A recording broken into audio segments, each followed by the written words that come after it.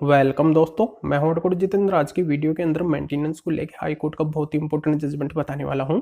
तो इस जजमेंट में बात करने वाला हूं कि अक्सर मेरे पास में ऐसे क्वेश्चन आते रहते हैं। कई लोगों का ये पूछना होता है कि सर, हमारे ऊपर मेंटेनेंस का ऑर्डर लग गया है, कोर्ट के द्वारा मेंटेनेंस बांध दिया गया है। तो इसमें ऐसा हुआ है कि जब से वाइफ ने मेंटेनेंस का आवेदन किया उसी डेट से और जब ये मेंटेनेंस का फाइनल ऑर्डर आया है तब तक का भी हमारे मेंटेनेंस लगाया गया है, और साथ में जो फाइनल हर महीने देना पड़ेगा वो अलग से है।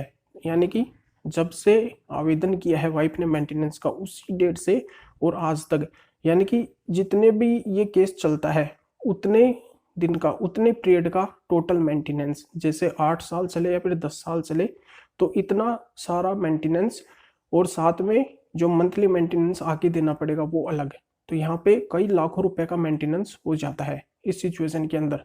तो यही कहना है लोगों का कि सर, हमारे 8 साल का पुराना केस है, उसका टोटल 8 साल का वो पूरा का पूरा मेंटेनेंस जो भी बना यहाँ पे, और आगे फ्यूचर का मेंटेनेंस बांध दिया गया है।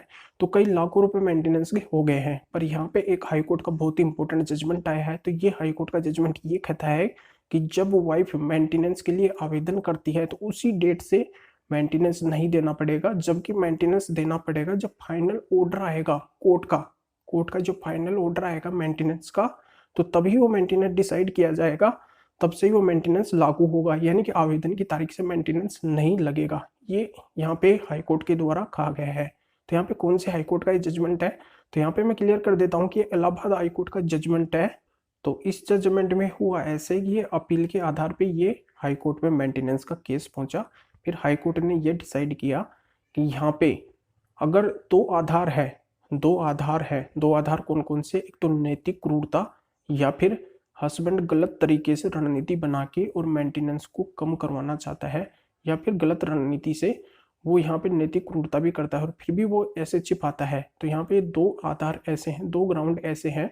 अगर ये ग्राउंड अगर रियल में पाए जाते हैं, अगर ये ग्राउंड पाए जाते हैं, हस्बैंड ने वाकई में अगर ऐसा किया है, तो यहाँ पे हस्बैंड आवेदन की तारीख से ही मेंटेनेंस देगा। और अगर ये दोनों ग्राउंड हस्बैंड के पास में नहीं है तो वो जब फाइनल ऑर्डर होगा कोर्ट का तब से ही हस्बैंड के ऊपर मेंटेनेंस लागू होना चाहिए। ये बात हाई कोर्ट ने क्लियर की है। तो यहाँ पे आपके समझ में आ गया होगा कि हाई कोर्ट ने ये बताया है कि अगर ये दो ग्राउंड है और इन ग्राउंड पे अगर हस्बैंड खरा नहीं उतरता है, ये ग्राउंड अगर उसके ऊपर लगे हुए हैं, वाइफ ने सिद्ध कर दिया है कि उसके साथ में नैतिक क्रूरता हुई है और यहाँ पे हस्बैंड ने गलत तरीका अपनाया है, गलत रणनीति अपनाई है, तो यहाँ पे अगर ये दो ग्राउंड है तो इस आधार से वो क्या है कि मेंटेनेंस आवेदन की तारीख से देगा। अन्यथा जब फाइनल ऑर्डर कोर्ट का होता है तो फाइनल ऑर्डर से ही मेंटेनेंस लागू होगा, वो आवेदन की तारीख से लागू नहीं होगा। तो ये पूरी जानकारी आपके समझ में आ गई होगी। अभी भी समझ में नहीं आई है तो वीडियो के डिस्क्रिप्शन में मेरे नंबर दिए गए हैं, अपॉइंटमेंट लेके मेरे से बात कर सकते हैं। और अभी आपने हमारे इस चैनल को सब्सक्राइब नहीं किया तो सब्सक्राइब भी कीजिए, बेल आइकन दबाइए, इस वीडियो को लाइक करके शेयर कर दीजिए। और यहाँ पे मैं बता देता हूँ कि इलाहाबाद हाई कोर्ट का जजमेंट है समायदीन वर्सेज स्टेट ऑफ यूपी के नाम से है। वीडियो के डिस्क्रिप्शन में इसकी डिटेल दी गई है, वहां से आप इसको देख सकते हैं और इसकी डिटेल आप गूगल से भी प्राप्त कर सकते हैं। तो पूरी जानकारी आपके समझ में आ गई होगी। तो वीडियो को लाइक करके शेयर कर दीजिए, जो लोगों को भी जानकारी का पता चल सके। तो फिर आगे मिलेंगे आपसे नए वीडियो नए टॉपिक के साथ में। आप सभी का बहुत बहुत धन्यवाद।